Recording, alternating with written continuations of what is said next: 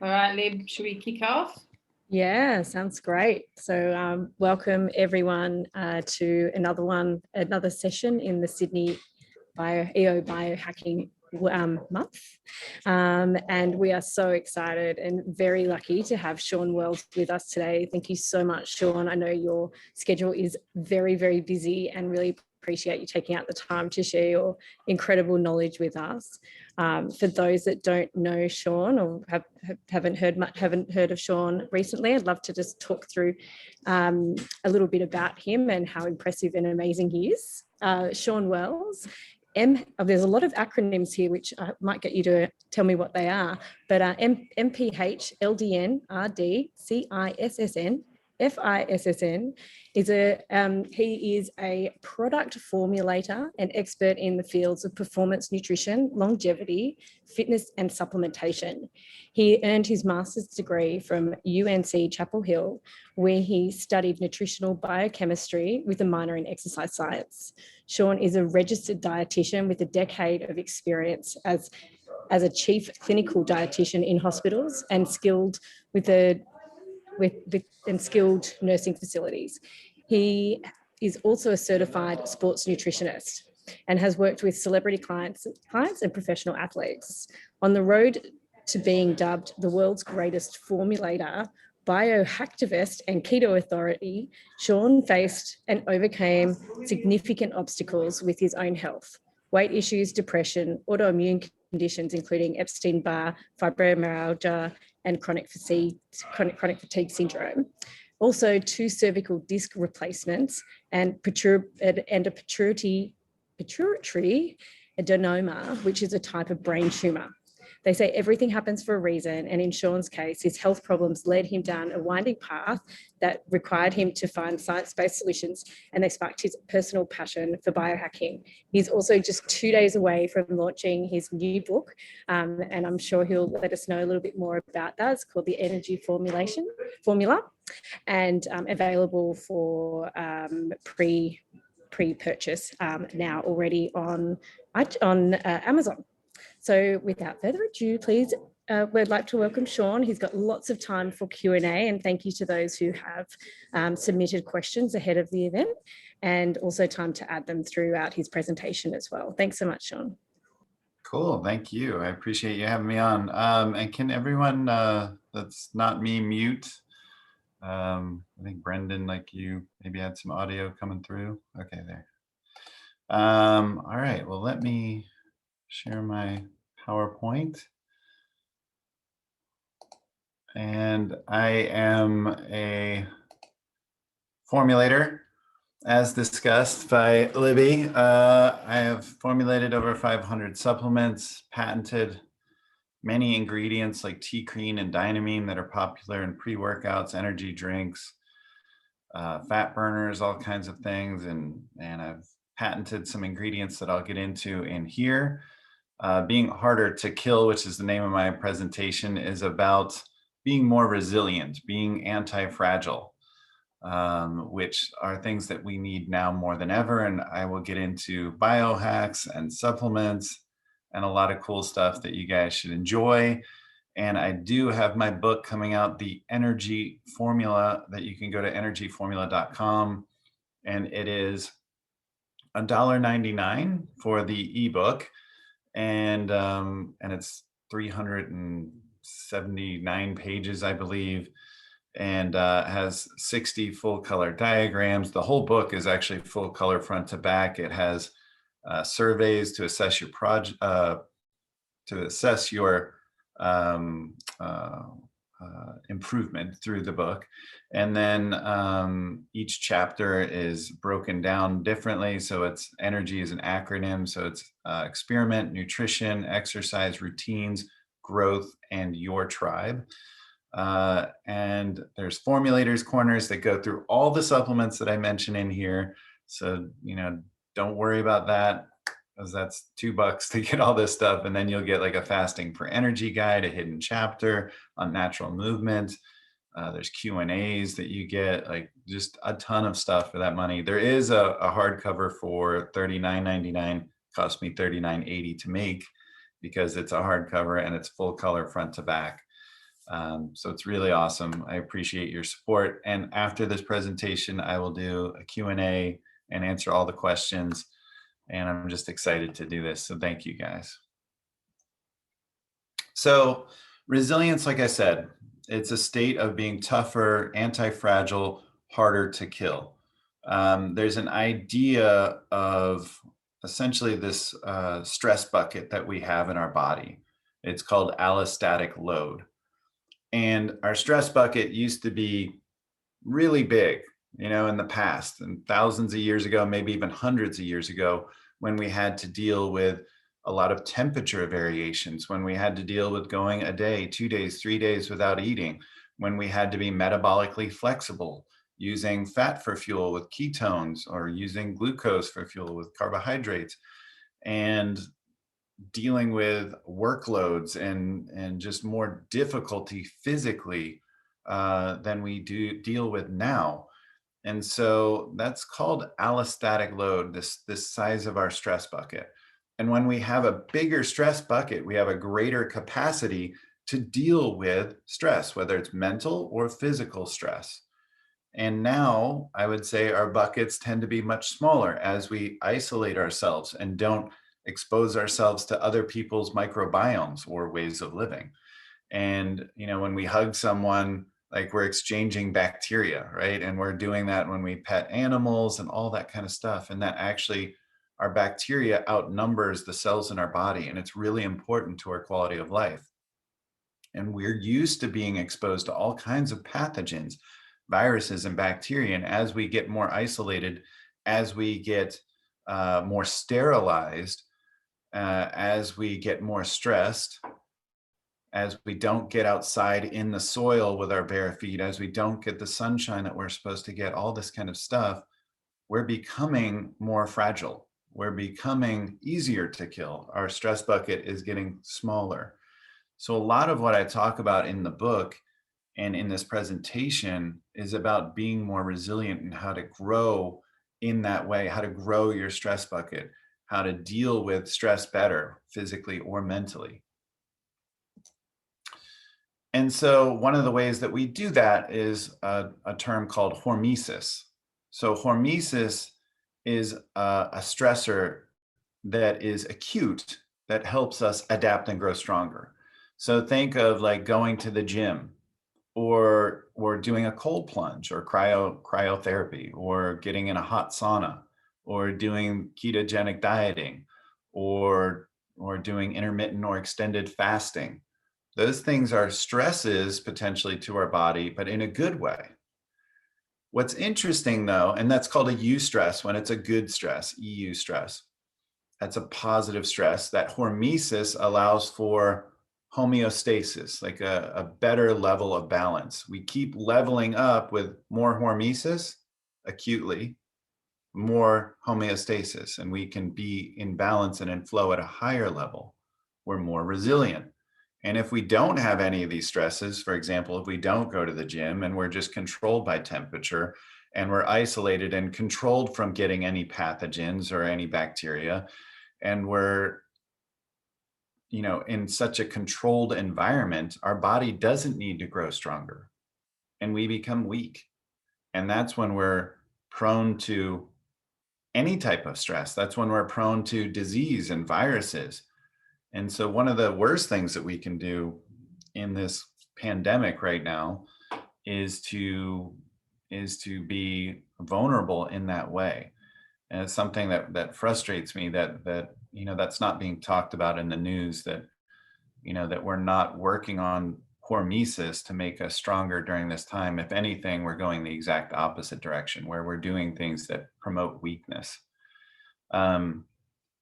So I'll go through several biohacks in here that will help you deal with stress. But one thing to be aware of is that there's even eustresses that can become distresses if the bucket is full and overflowing. So think about if you're going through a divorce, or you just lost your job, or you have no money, or whatever it is that's going on in your life right now, then maybe that training at the gym, or the fast, or the cold plunge might actually make you sick. because your bucket's overflowing. So it has to be a balance that's done the right way. It has to be in an understanding of what's right for your body at that moment. What could be a eustress for someone else could be a distress for you, and vice versa. So going to go through some of my top 12 supplements right here, and I formulated many of these and patented some of them, and wanted to make you aware of some really cool stuff that I've worked on, I'm really proud of, but also there's some just, ones that I'm just a huge fan of and had nothing to do with in here as well. So I'm going to go through those. The first one is called L-Beba. This is a brand new ingredient, and it's an exercise mimetic. It literally mimics exercise in a bottle. No joke. In your body, when you're exercising intensely, this myokine, L-Beba, goes up in the plasma and tells your body that intense exercise is happening.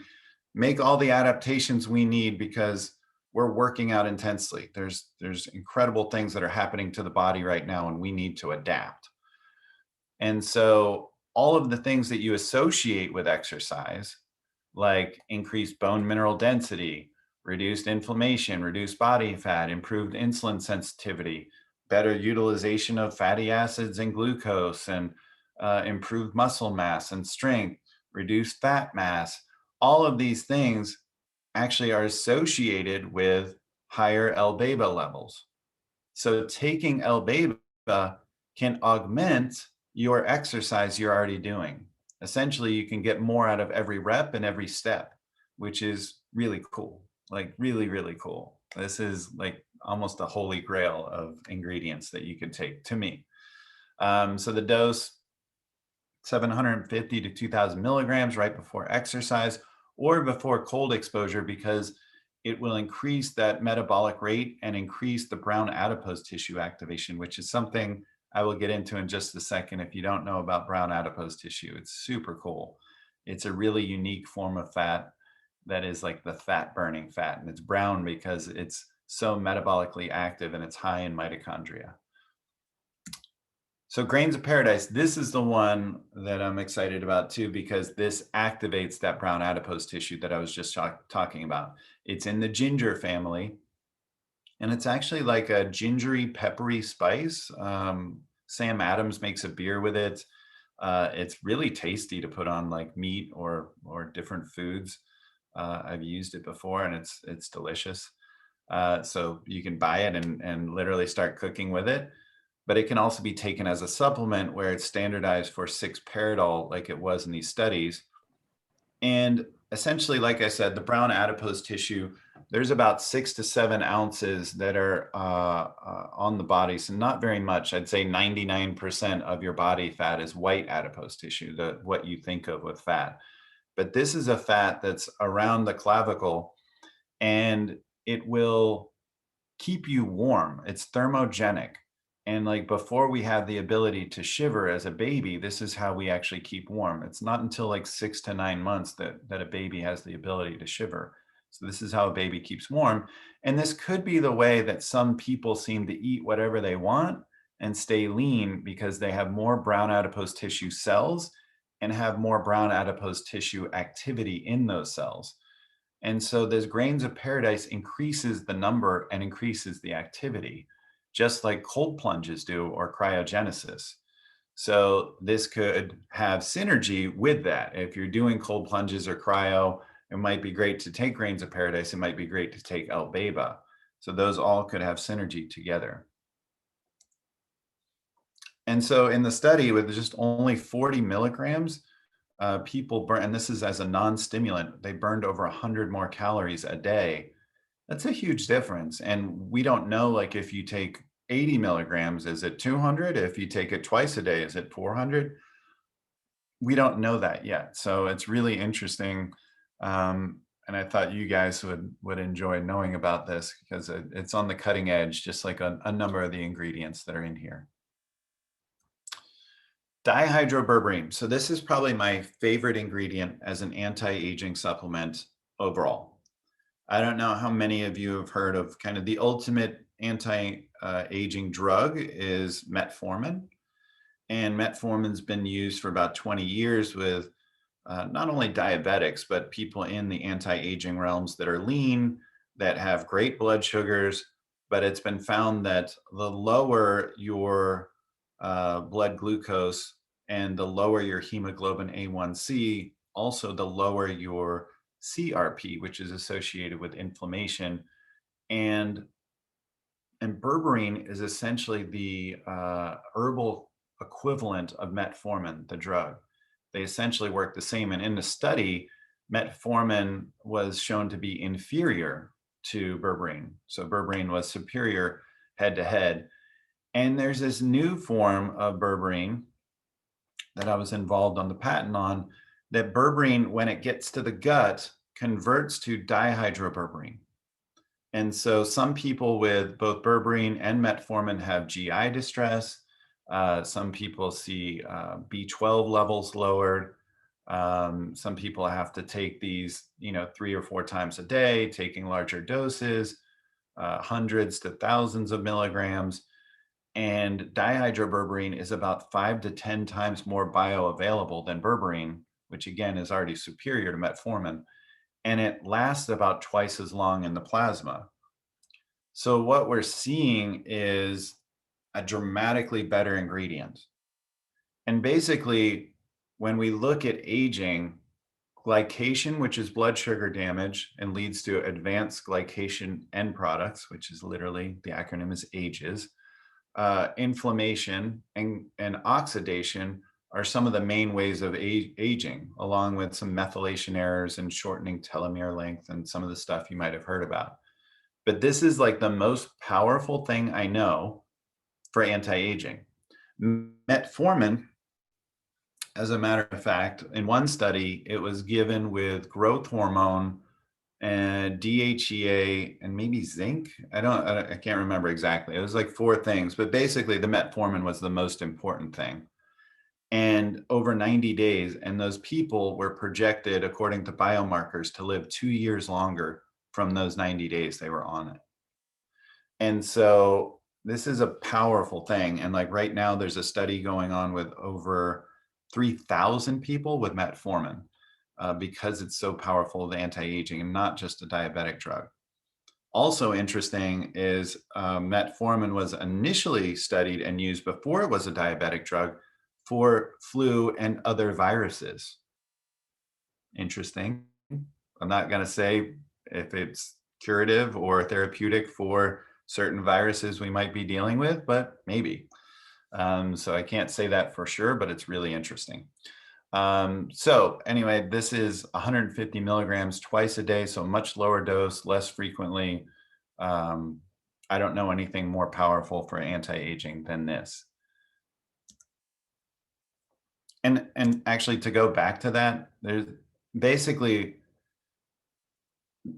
insulin resistance is at the forefront of almost all disease, all metabolic disease, besides diseases that you were born with, like genetic diseases. And about 99% of disease is metabolically related, meaning cancer, Alzheimer's, Parkinson's, heart disease, all those things are metabolically related and all infinitely correlated to insulin resistance and metabolic syndrome. So this is powerful not only for anti-aging, but against nearly all disease. So definitely one I would promote you taking.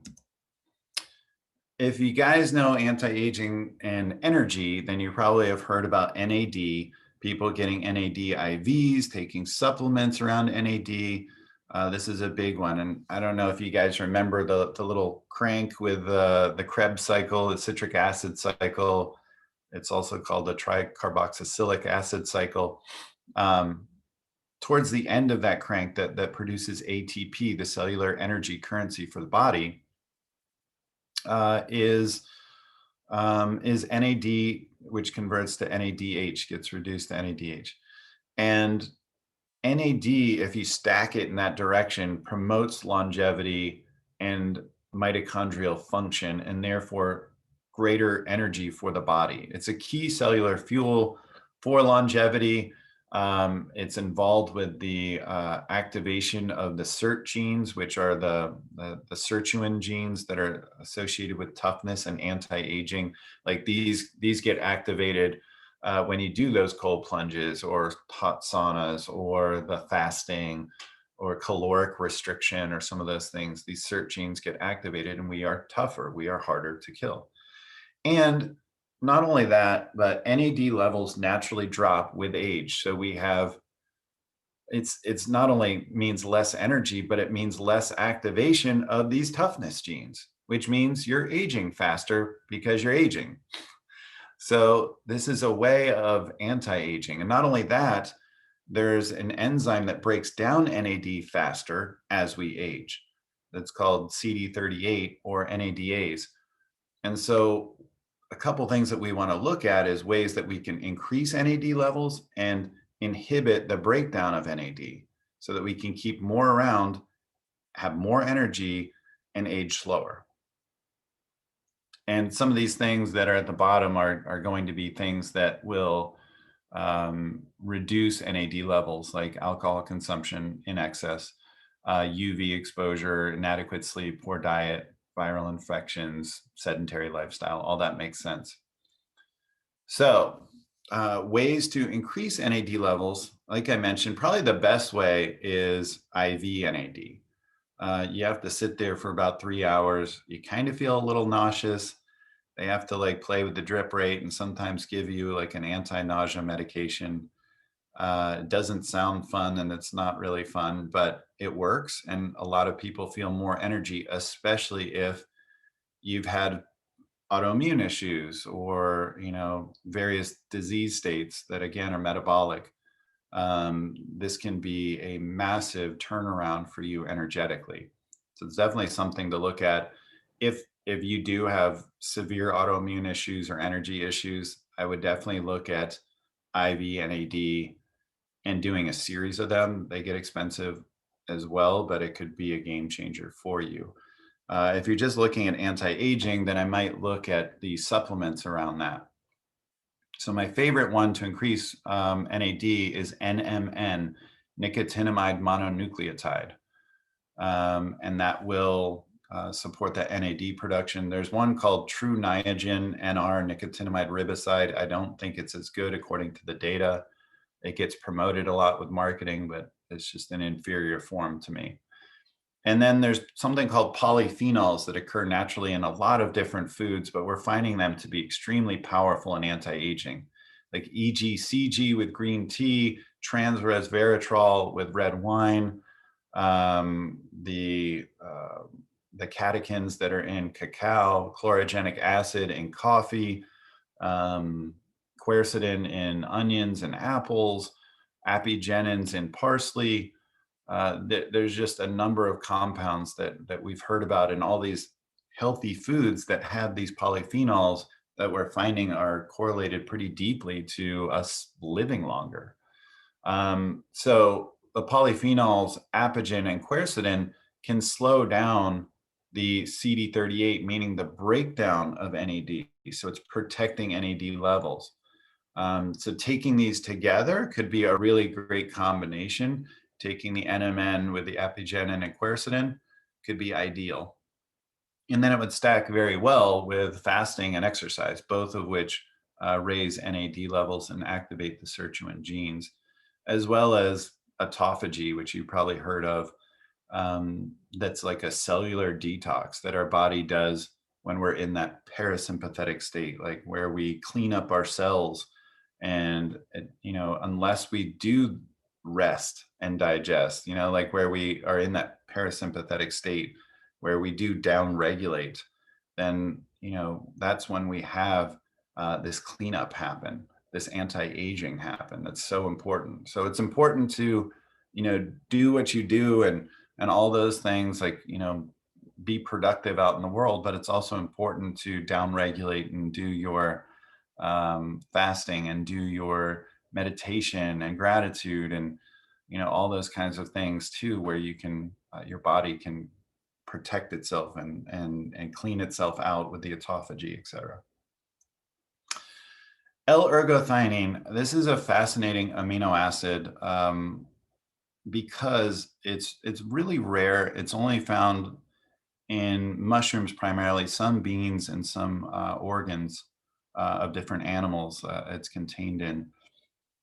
But it's considered a longevity vitamin. And what's really unique about this is that there is a specific transporter in your body for L-ergothioneine. And there's a storage system specifically for L-ergothioneine. And we don't talk about it. I don't hear anyone bringing it up. And they're even considering it for vitamin status because we don't make it. And we have this unique system in our body meant for it, which is insane. I can't even tell you. I mean, I hope that that process is like how insane this is that we don't hear about this. Because if your body's meant to have it and use it and we don't make it and no one's talking about it and practically no one's supplementing with it, that's kind of insane. So what's cool is it helps with protecting the mitochondria in particular, boosting the immune system, and a number of other things that really help with energy and resiliency. And so pretty massive that I would recommend taking this. The stuff that I'm talking about, I think is really exciting. These are not just like, take some, vitamin B, B12 or something like that everyone's heard of. I mean, these are things that I feel like are game changers for your health and your well-being. So that's a big one. Again, protecting the mitochondria. Mitochondrial dysfunction is associated with reduced energy, faster aging, all those kinds of things. So protecting the mitochondria is really important. And not only that, a lot of the things that improve resiliency, like I was talking about, actually affect mitochondrial biogenesis, which means it increases the number of mitochondria as well as protecting them. So it's like having, a V12 for a car like a Lamborghini, versus a four-cylinder. It's like all those extra valves are going to help create more power more easily. So vitamin D, this one does seem basic, and I'm sure you've heard of it. Hopefully you're taking it. It's just so incredible. When we're talking about, it's a hormone more than it is a vitamin. We're talking about something that literally affects more than 1,000 genes, which is 1/24 of the human genome. So this is so impactful, and yet 75 to 86% of people are deficient in it. And it's because we're not getting enough sunshine and we're not taking enough of this as a supplement. And yet it's so critical to immunity. And if you look at the data, it's more powerful than a lot of these vaccines are for some of these viruses that are floating around. And so again, I feel frustrated that, here in America, that checks went out to every person in the country, but why didn't bottles of vitamin D? I mean, when we know it's powerful against these viruses, and it's also something that protects bone, protects the brain, improves mood, improves gut function. It's just mind-blowing how important this is. So it's a powerful vitamin for anti-aging, and I would recommend that everyone take 2,000 to 8,000 IUs a day. It pairs best with vitamin K2. And so I'd recommend taking it with that. And as you can see here, likely deficient vitamin D status was associated with increased COVID-19 risk. That's literally an understatement of the year. I mean, it's almost like direct correlation. They go hand in hand. So the next one, tetrahydrocurcumin. You probably heard of curcumin. This is what curcumin looks like. It's an orangey, yellowy powder. It stains everything. They actually use it as a natural food coloring. What's cool about tetrahydrocurcumin, the metabolite of that curcumin gets converted to in the body, is that it actually is a white powder. It's non-staining. It's improved bioavailability, which curcumin has a huge issue with. Sometimes people try and tell you to take it with powder, with oil, or a fatty meal to enhance the bioavailability. But taking tetrahydrocurcumin solves all that, and it's an improved form of curcumin. So you get all those benefits with it being anti-inflammatory, anti-aging, antioxidant, et cetera, all the things that you've heard of with curcumin in this more bioactive form. And the doses are therefore lower as well. So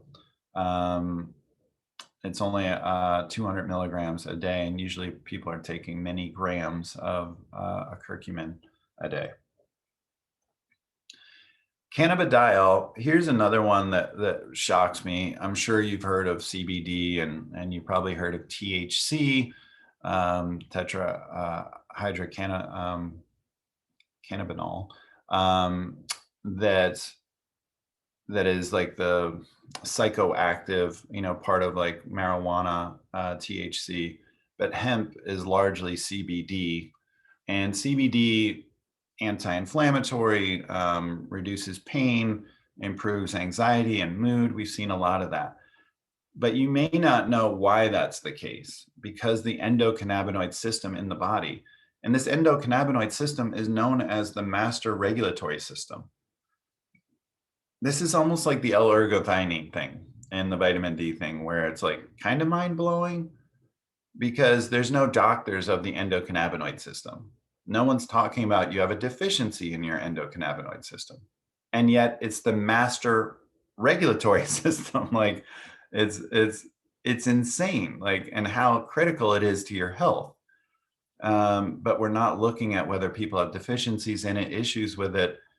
And so CBD is one thing that may help with it in varying doses based on your bio-individuality. But we don't really know. There's so many cannabinoids, and we're just starting to look at them. There's CBN and CBG and all these different ones, anandamide, and there's a number of cannabinoids that we really need to look at this more. And it would be great if we had a system to say, you need 20 milligrams of this one and 30 milligrams of that one and 10 milligrams of this one, and that will fix everything for you. But as of right now, we don't have that, and there's a lot of legal issues with these. But I would encourage you to experiment with it. You may get great sleep. You may feel reduced anxiety or depression if you deal with that. You may have improvements in pain and inflammation.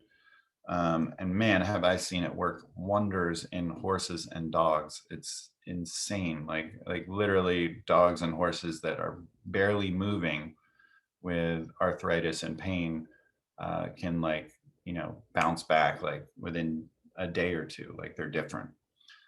So it's a fascinating thing. And I would say that experiment with, there is an entourage effect where it's better as the natural blend of cannabinoids and terpenes, that they help each other. But at the same time, it's often not clear of the dose you're getting.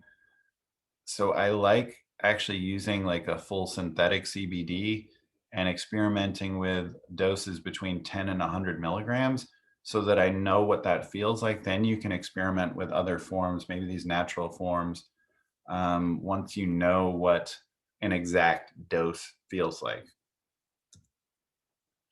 And they would stack well with MCTs because that would enhance their bioavailability with the curcumin or tetrahydrocurcumin, like I talked about. Those could all help. Collagen, this one sounds simple, but hopefully you'll appreciate it more with this summary. Is about a third of the body, a third of the protein in your body is collagen. So it's essentially, colla means glue in Latin. And it's all the connective tissue, the joints, the bones, the cartilage, the ligaments, the tendons, the blood vessels, the intestinal wall, your skin is made up of collagen. And so a lot of people don't get enough protein in general. And I definitely encourage taking like a whey protein or, plant protein if you're vegan, to supplement your protein levels to support muscle protein synthesis so that you can nourish your muscles And that's important for anti-aging as well. Maintaining muscle and strength is massive in anti-aging. But you're also not getting typically enough collagen because we're not eating these things like we used to. We don't eat the joints, the bones, the cartilage, the ligaments, the tendons, the skin of the animals anymore. So we're not getting the collagen. And so getting this, at least as a supplement, adding it to your coffee, adding it to a protein shake, it's basically flavorless, and you can get all kinds of great ones now.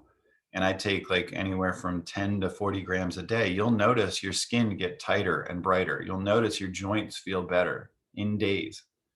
I mean, this is, and it can definitely help with like GI issues, etc. So this is one that, and especially like women, you know, they see like their nails brighten up, and again, their skin get firmer and all that, and hair grow better. So I definitely encourage you to take collagen if you are not taking it currently. And again, that 10 to 40 grams of like the hydrolyzed collagen peptides. There's a number of sources like from cow, from fish, from chicken, from eggshell, etc. They all have slightly different effects, so I love like a blend. Adaptogens, this one's kind of like most directly related to resilience. Adaptogens means that they help your body to adapt, to stay in that normalized area, to increase the size of your bucket for stress, like I was talking about, that allostatic load. So what's really cool here is that things like ashwagandha and rhodiola, those are like some of the most storied herbs in these cultures. Ashwagandha in India, ginseng in Asia, maca in South America, rhodiola in Russia. You know, we hear about these herbs, and they're just like the most storied herbs of all these cultures because they protect you, they normalize you, they can increase your cognitive function and give you focus, but they can also help you sleep and recover and make you more resistant to pathogens. And so these are really incredible compounds that I'm a huge fan of. I like cycling through them, where I'll take ashwagandha one month and rhodiola the next month and maca the next month, that kind of thing. But that's just how I do it. So ashwagandha, my favorite form is a branded form called Sensoril, 125 milligrams twice daily. Again, improved feelings of well-being, stress tolerance, muscle mass strength, improved sleep, etc., slowing the aging process. Another one is rhodiola, as I mentioned. It's been used with like Russian soldiers, like snipers in particular. Improve mood, focus, learning, sleep, improve strength, again, like all this kind of stuff, and reduce fatigue and stress. There's a form that I patented that's higher in solidroside, which is the active in rhodiola. It's called Rhodio Prime, that I'm a fan of personally and take quite often.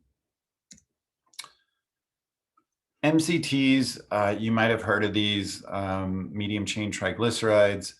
That means the length of the carbons. Fatty acids are kind of judged on how many numbers of carbons they are, and it's kind of like a zigzag line when you do organic chemistry. And so the ones that are less than 6 carbons are called short chain fatty acids. Medium chain are like in the 6 to 12, and then beyond that is called long chain fatty acids. And C8 in particular, with MCTs, if you were to isolate out this one from the MCTs, has been shown to be the most superior for increasing ketones in the body, and therefore increasing metabolic rate, improving fat loss, improving energy, etc., and improving satiety, which just means appetite, fullness. So I'm a big fan of MCTs already, and even coconut oil. But this C8 form, also called caprylic acid, is kind of the most superior form, especially if you're doing ketogenic dieting. This is going to boost up ketones. So you can see here the top 3 MCTs on a budget, like I was just talking about. Like the regular blend is pretty good, but the C8 is the best. And that is like Brain Octane, for example, like by Bulletproof, but you can get it in from a number of companies as well. C8 Advantage is a powder that you can get in a number of products if you want powder instead of liquid. So that's just something to look at there. And ketones, by the way, do improve energy, focus, mental clarity, cognitive function, all that kind of stuff. And speaking of which, exogenous ketones, exogenous just means outside of the body or supplemental. Endogenous would mean what your body naturally makes. And so BHB is the key ketone in the body that's elevated when we're burning fatty acids and using those for fuel, and when we're not using glucose for fuel, like this graphic shows, like we're kind of turning that switch to glucose or to ketones, sorry. And being metabolically flexible, by the way, would mean that you can easily move that switch back and forth, which is a way of dieting where you might do cyclical or targeted ketogenic dieting, where you're getting carbs, but you're using them strategically. And so exogenous ketones can, again, boost the ketone levels in your body, which can improve exercise performance, can increase cognitive function, recovery, improve appetite management, meaning like you'll be less hungry, all those kinds of things. So it could also help potentially in some of these disease states where metabolic syndrome, insulin resistance is an issue as well. So these are getting studied along with MCTs with things like cancer and Alzheimer's and Parkinson's and those kinds of things. And so there's ketone salts are probably the form that I would recommend and that you can get most easily. I'm not sure. I think Prove It is now over in Australia. They're a multi-level marketing company that does sell this active isomer of BHB, that's DBHB, also called RBHB. That's the best form. You want to take about 5 to 15 grams a day, and that would be ideal. And they can definitely help if you're doing like fasting as well. Again, ketogenic dieting or exercising or all three. So getting into, and that was my supplements. Hopefully you guys like that, but I'm going to jump into some biohacks. Hey, Shawn. Yeah. I think there are just so many questions in the chat that now would be a fantastic time to knock out a lot of them. Okay. I know that you could talk, for another hour about all this awesomeness, but they have some excellent questions. So if maybe you could switch gears and let Pip take over on the first question that she thinks would be good. We can answer some of their most pressing questions about anti-aging and biohacks. All right, we can jump into that, and then if we have time, we can jump into the back half of this. But I will. Thanks, Shawn. That's awesome. Wow. We do have a lot of questions and probably may need to follow up with extras, but I'll just start. If I've got your question in the chat box and you're online, jump on. So Dawn, we'll start with yours. Can you see at the top there, do you want to ask it or would you like me to ask it for you? Sorry, you ask. Okay, so Dawn would like to know what we can do to prevent or slow dementia. So this is one of her questions. She's got lots. Yeah, massive with that. And I've worked with this. I did skilled nursing for about 10 years as a chief clinical dietitian, and I've worked with cognitive health, and that would be a metabolic disease like I was talking about, and is associated. Alzheimer's is also called type 3 diabetes. And so it's an issue with the brain being in a situation of what's called brain energy gap, where you're not getting enough cellular fuel to the neurons and they're starved for fuel. They're insulin resistant.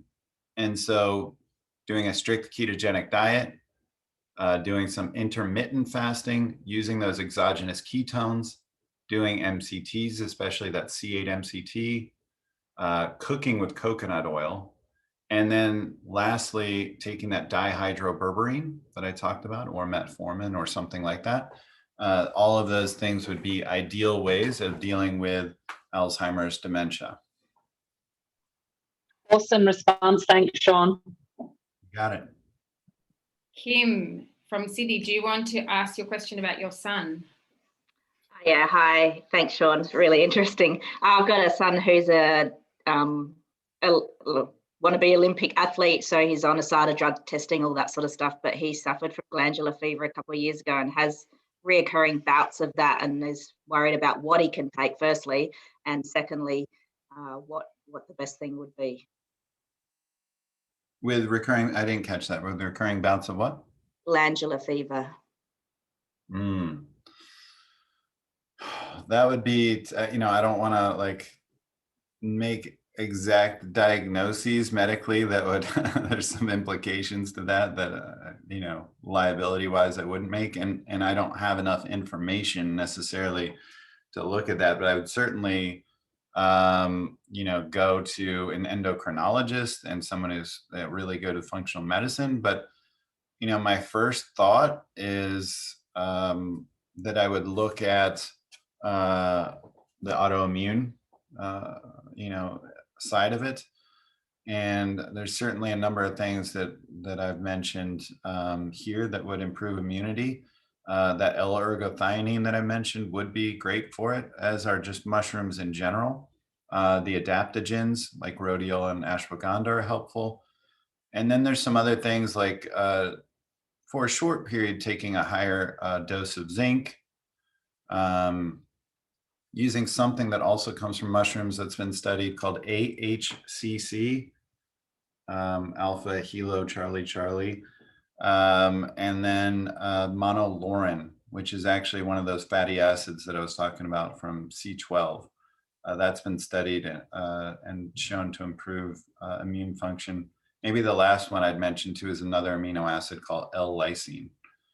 So those would all be things that could potentially help, but I would definitely see a doctor about that.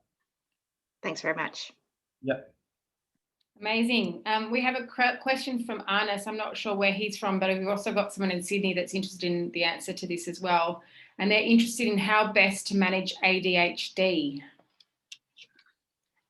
That's a great question. And the reasons for ADHD are very multifaceted. And it's something that I've explored on a lot of levels. I think distraction is probably for, like, you can get into some physiologic reasons, and some people might have a greater propensity towards ADD, ADHD.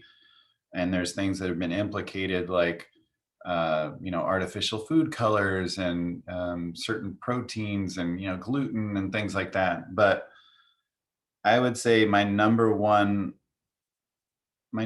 factor in that is sowing the seeds of distraction, like that we are looking at our cell phones all day, every day, and getting that dopamine fix.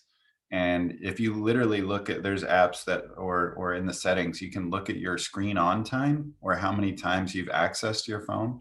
And it's literally in the hundreds, and it'll be like 6.5 hours a day. And like, you're like, how is that possible?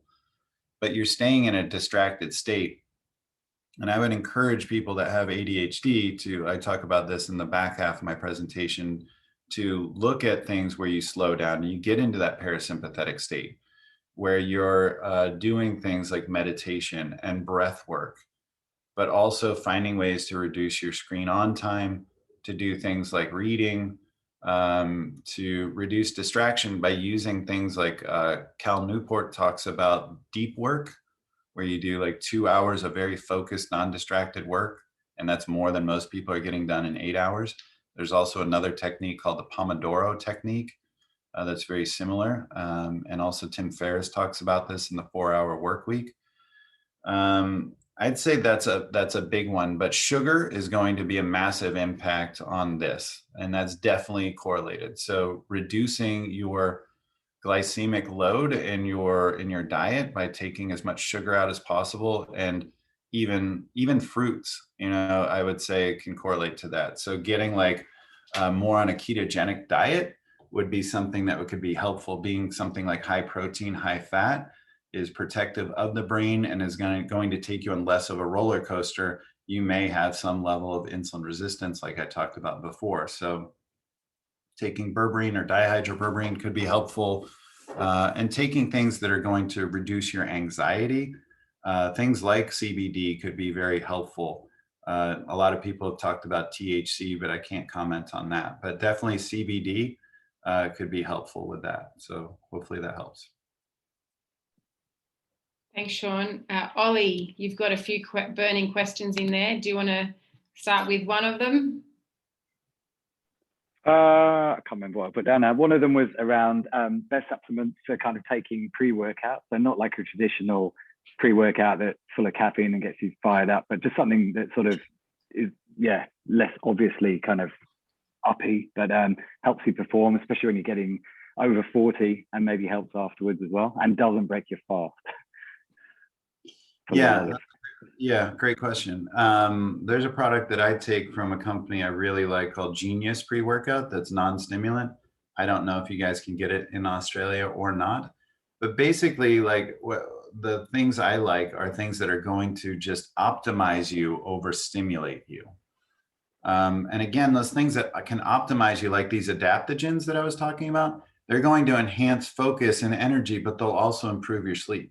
And that's what optimization means, that you're just working on a better level, you're functioning on a better level. Whereas a stimulant is an upper, but it's at the cost of your sleep, or a downer is, you know, making you crash, but it's like at the cost of your energy the next day. So, you know, that's what's cool about these ingredients, like methylcobalamin, which is the active form of B12, or alpha GPC, which is a nootropic form of choline that helps brain health. And then there's other nootropics like Noopept, Noopept. That's going to be a great one. You know, getting ingredients like that, like I said, ashwagandha and rhodiola, those kinds of things would be very helpful. If you do take caffeine, you can take L-theanine with it. That will actually kind of smooth out caffeine's effects and give you that kind of extended, non-stimulated focus. So that's something to look at as well. Thanks. Mm-hmm. Cameron, you've got a question there about rewiring neurons. Did you want to ask that? Are you there, Cameron? Yeah, I'm here. Actually, I think I wrote this question in the quiz and then completely forgot about it. Is that on the screen? I actually can't see it. So it's in the chat box. Want me to read it out? Yeah, if you can read it out, that'd be awesome. Yeah. So Cameron's question is, what's the best way to rewire neurons to create new habits and mindset? So effectively to change who you can become. Bit of epigenetics in there, I guess. Yeah, that's a great question. I just got my NLP practitioner, and that's kind of part of it. And I would also say, and I'm a big fan of plant medicine journeys, and that's been probably the biggest one for me, is doing psilocybin with skilled facilitators where it's legal. I will give that caveat. But that's something like, essentially, like getting to a place where you can dissolve the ego is where you can rewire, because the ego is constantly doing things to protect you, keep you safe, keep you from danger. But it's also rewriting the story in an overprotective way, in a way that as we get older, we get smarter with crystallized intelligence, where we get like hardwired. And like, that's how we get, like, you know, better and better at going the same way to work every time. Like, we're faster and faster at it. But as we get older, we also have less what's called BDNF, brain derived neurotrophic factor. We're less neuroplastic, and we have less fluid intelligence. So we can't take on new tasks as well. And so doing the things that I was just talking about, potentially plant medicine or NLP, or working with therapists, or being in masterminds, but also like taking on new tasks is going to help, like, your brain be more neuroplastic in general. So like when you're putting on your belt in the morning, putting it on the opposite way, or putting your pant legs on the opposite way, or taking on a new language or a new instrument, or taking a different way to work, or going to a new place that you've never been to, trying new foods you've never tried. Challenging your brain like this will keep it more neuroplastic and young, and allow you to create more new neurological connections. Another thing that I would try too, that I didn't throw in there, is hypnotherapy. That can help as well. Like when you're in a suggestive state, when you're in a trance state, it's not necessarily like it looks like in the movies or TV. It's just about being in in a suggestive state. Okay, that's awesome. Thank you. Oliver, did you bring a book up on screen before? Yeah, someone recommended it to me, and I just started it. It's really good, and I just posted it in the Oh, cool. in the thing there. It's Yeah. exactly about your question. Apparently, it's really good. I've only just started it. Though. I haven't read that yet, but I've heard it's amazing. Cool. Yeah, awesome. Thanks. Been really awesome so far, Shawn. Thank you. I've got a question here. I think that's quite topical and a lot of people would be interested, but came from Dawn. Are there any supplements you would recommend taking prior to being forced to take the COVID vaccine? 100%. A lot of the ones that I mentioned, really. I mean, that's where, like, making sure your metabolic health is good with the berberine or dihydroberberine by taking vitamin D. I'd probably up my zinc level. So some of the things that I had mentioned to Don, I believe, before. The L-ergothioneine that helps with immunity, zinc, and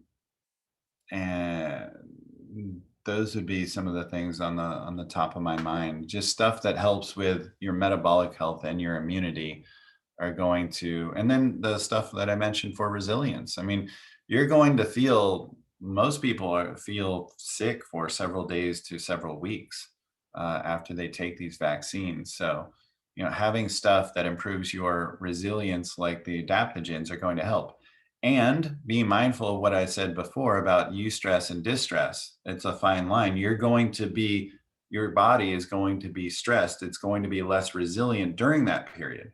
So I wouldn't be taking on, new difficult tasks. I wouldn't be doing fasting. I wouldn't be doing cold plunges or, dieting or, trying to go harder at the gym and all those kinds of things. I would let my body kind of get into a state of relaxation more and find ways to do more self-care during that period.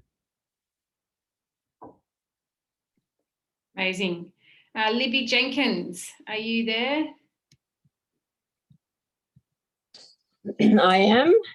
I just wanted to ask, I've been taking vitamin D supplements along with K2 for quite a while. And my understanding is that being a fat soluble vitamin, you shouldn't take it for long periods of time. Is that, what are your thoughts on that? No. I can understand why someone would say that because if you're taking too high a dose, that it can build up in the adipose tissue where it gets stored and the liver. But that's not necessarily true. Like with vitamin D, taking 5,000 plus IUs a day is a safe dose. Like if you were taking 50,000 IUs a day, like you just want to take that under a doctor's supervision with blood work and for a very short period of time. But if you're taking an ideal dose, a daily dose, then that's not needed. Okay, thank you. All right, do we have Eamon on the line? I can't seem to see him, but I'll ask his question because I'm sure he'll listen to the video. How can we continue to manage stress as the pace of change continues to accelerate? I know you've touched on it, but yes, how can we continue to manage stress as the pace of change continues to accelerate? Well, the supplements that I mentioned, for one, but then the back half of the presentation, if I can jump into that, I'll show you some other things. That'd be great. I think it probably is a good time and then we can have some more questions after. Okay, cool. Let me share my screen again.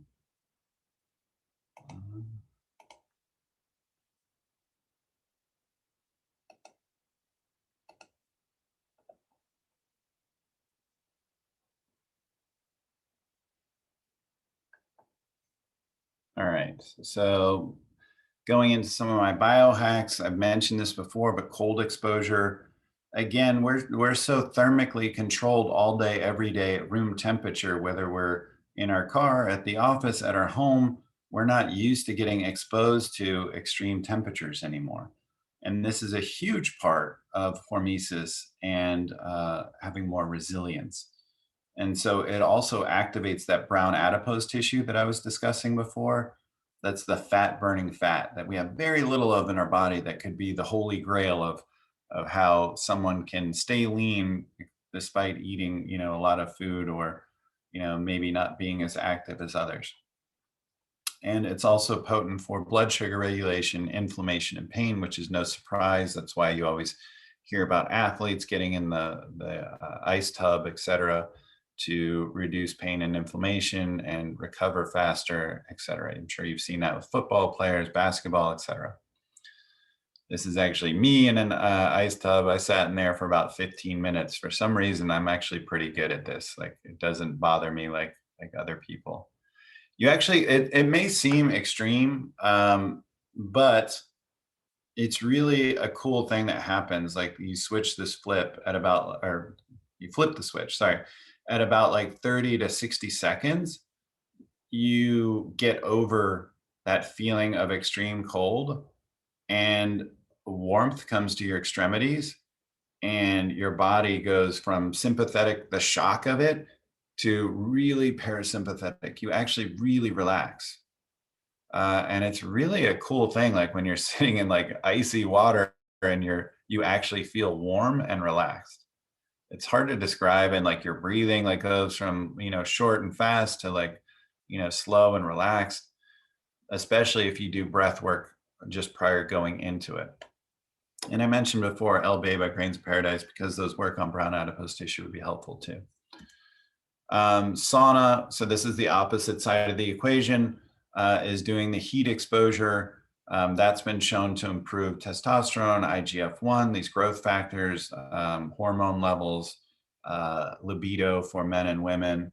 You know, it's going to improve metabolism. Your body's working hard to regulate homeostasis, to keep you at the stable core temperature.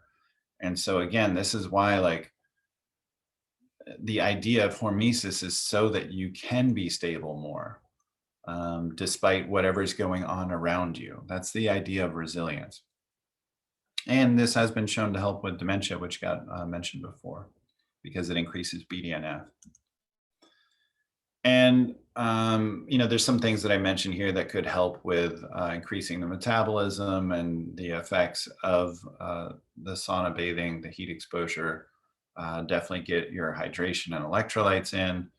It increases heat shock proteins, which are associated with metabolism, immune function, and burning fat. It also is a workout for your heart and cardiovascular function. It's very similar to doing exercise.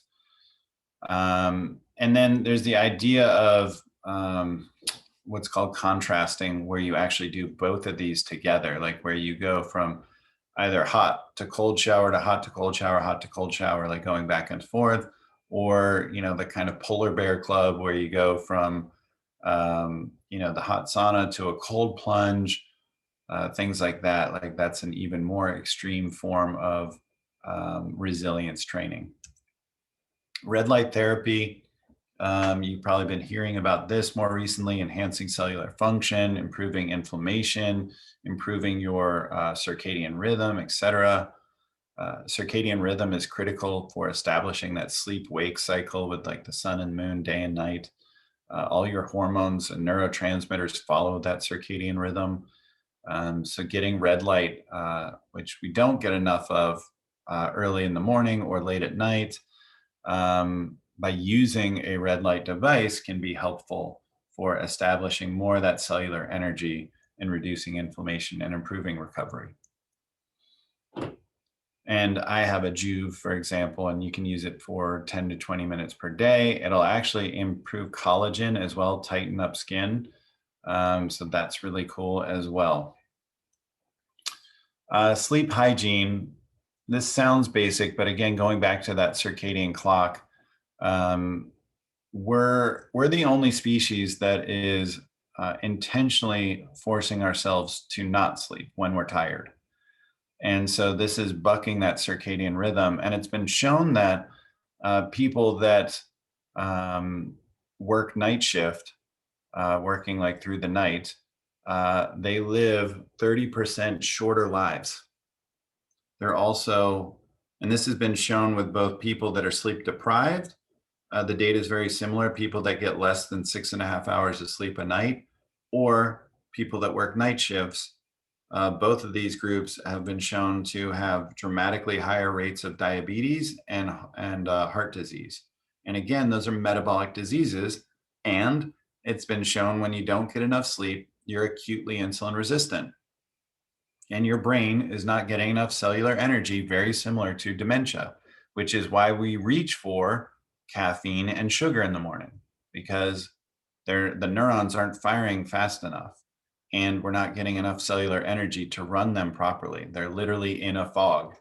And so that's why we're reaching for this stuff. And one of the big reasons can be this artificial blue light exposure from computers, from TVs, from our cell phones, from laptops and tablets, and us looking at these devices at night. When you can wear red light blocking or blue light blocking glasses that look like red or orange, like I have a pair right here, like these kinds of glasses right here. These are going to block blue light. There's Swanwick, True Dark. There's several brands that make them. And there's also modes that you can go into on your cell phone that will reduce the blue light level.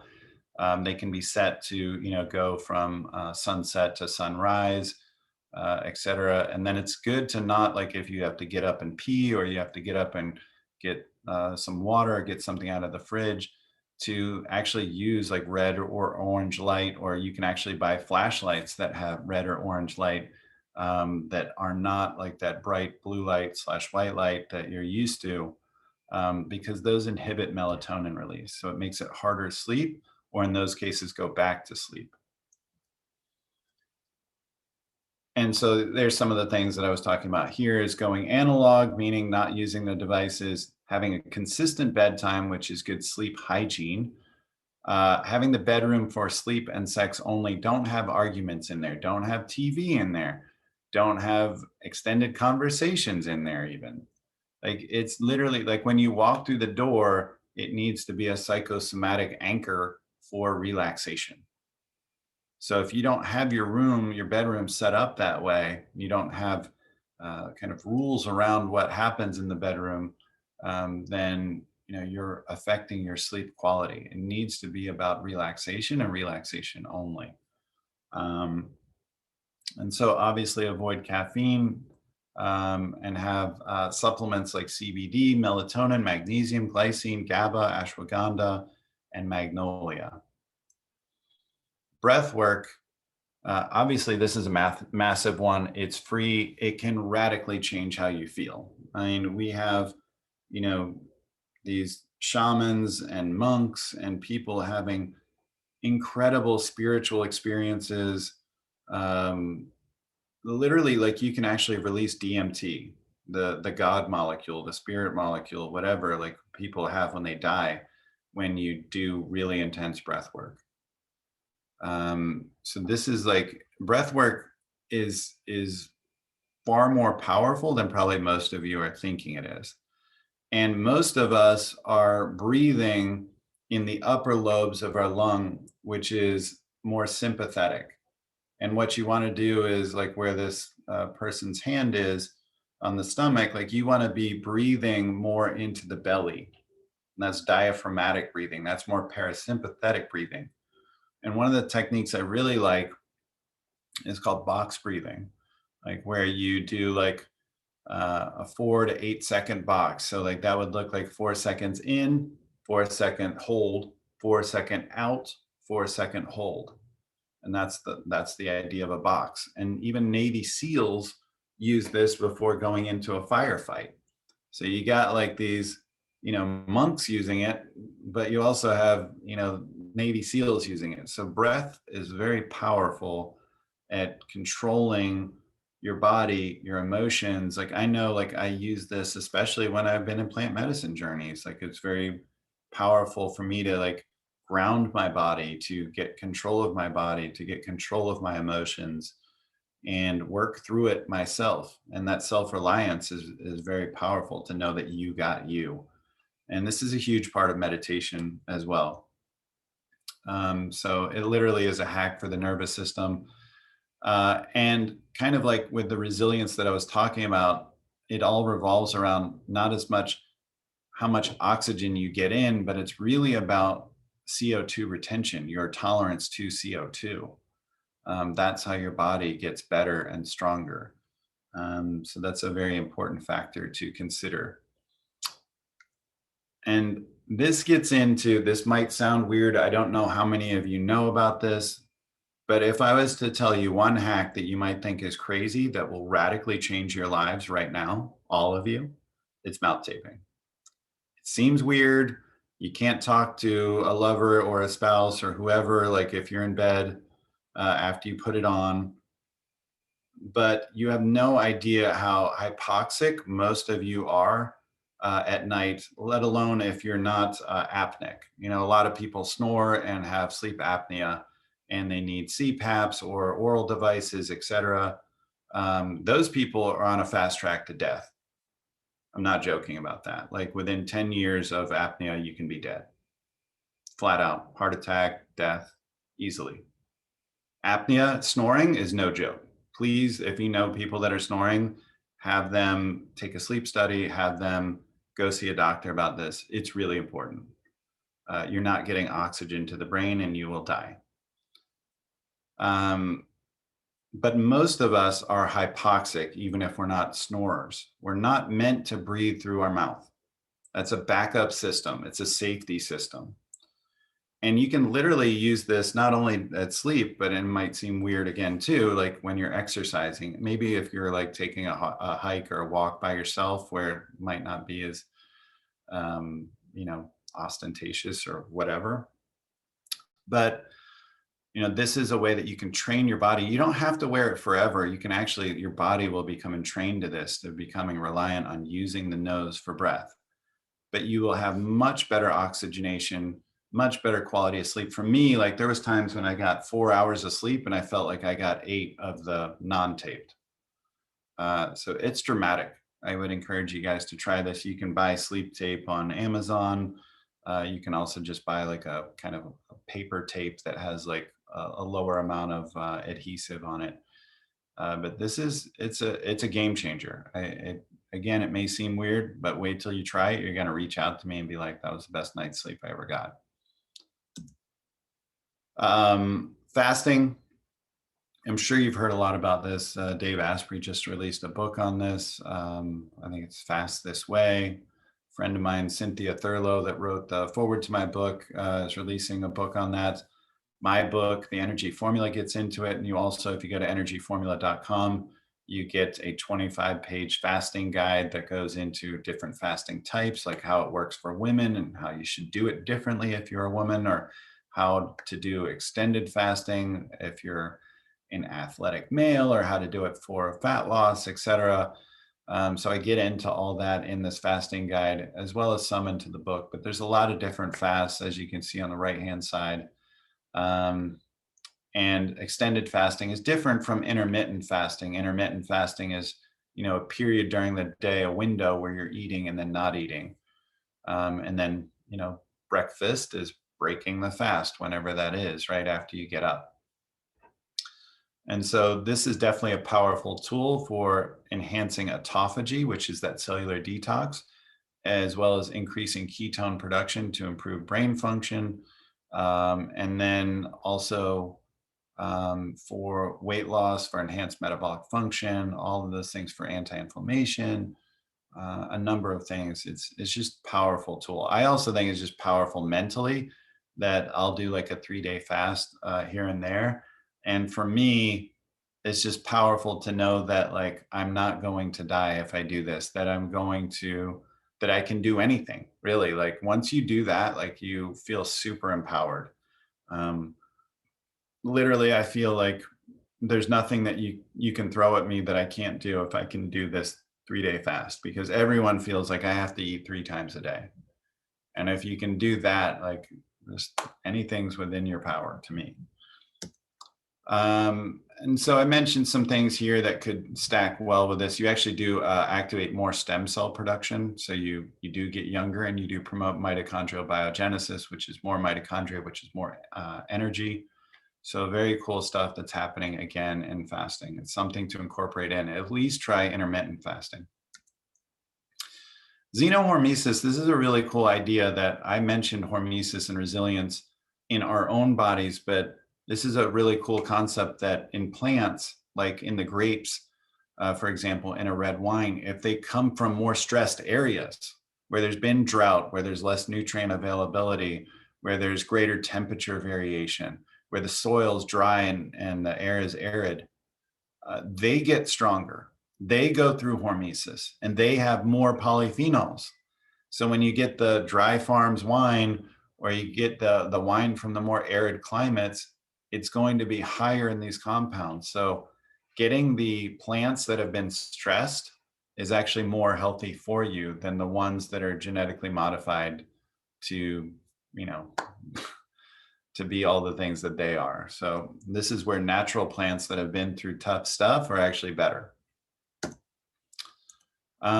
Gratitude is a massive mindset change. And, I was mentioning before with, ADHD and some of those things, this is a shift mentally to really slow your brain down, to appreciate where you are. This is like gratitude and mindfulness is, I think, a very powerful form of meditation if you're not able to meditate yet and really go inward for, minutes to hours. And if that's too difficult, start with gratitude and mindfulness, just grounding yourself, being present, having a gratitude for the world that you're in and all the blessings that you have and all the things that do go right, and not just focusing on the things that go wrong. The most powerful people, most successful people are reframers, which I'll get into in a second, which means they have that gratitude, which means they're good at rewriting their own story. But I like this quote here. If you look at what you have in life, you will always have more. If you look at what you don't have in life, you will never have enough.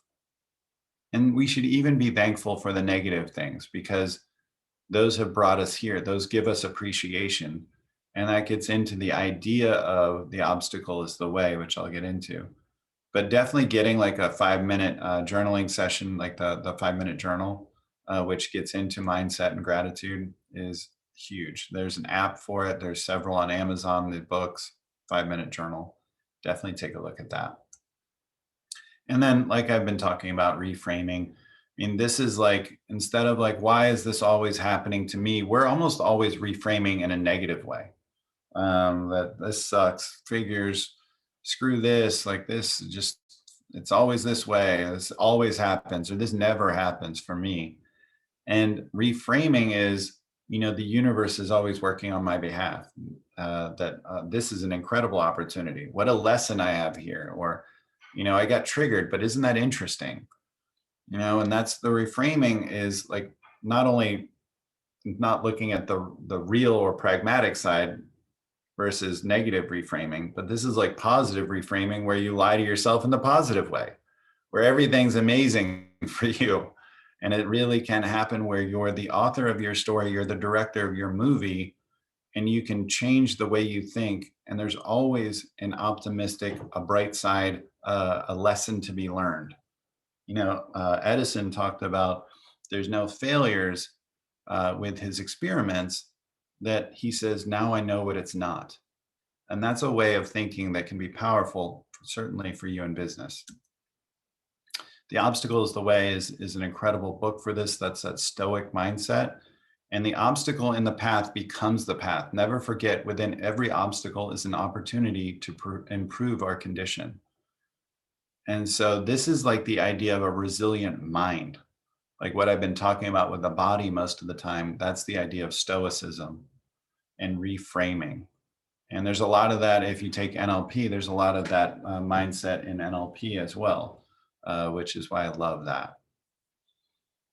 And meditation, again, this is tapping into breath work and tapping into mindset, going inward. What is your inner voice? If anyone talked to you like you talk to you, you wouldn't be their friend. So you have to change the inner voice from the inner critic to the inner champion. And when you do self-work, when you do slow down, when you do self-care, that's powerful to be able to go inward. Most of us are suppressing, and ADD or ADHD is like almost like, I don't even want to talk to myself. I don't want to go there. I want to just be distracted because that's too much work. It's too overwhelming. I don't want to deal with it. Meditation is such a powerful tool for that reason. It's self-mastery. And if you want to be incredible at business and your health, meditation is going to be a massive tool for you. And these are ways to get mindful and to get present is focus on your breath, take a walk, practice grounding, which means getting out in the grass, like with your bare feet, doing exercise. Those will help you be present and mindful. Morning routine, this is, Tim Ferriss found that there was two things that super successful people had in common. They had the solid morning routines and they were experimenters / reframers. So that's like the common thread with all these successful people in all these different industries. They're great at reframing. They're great with having a dialed morning routine because a dialed morning routine means you own your day versus your day owning you. So having, just 10 minutes in the morning, like where I do wake up softly to light and like light chimes. And then I do that box breathing that I was talking about. I do some gratitude for a couple minutes. I do some daily affirmations for a couple minutes. Then I get up and do some light stretching for a couple minutes.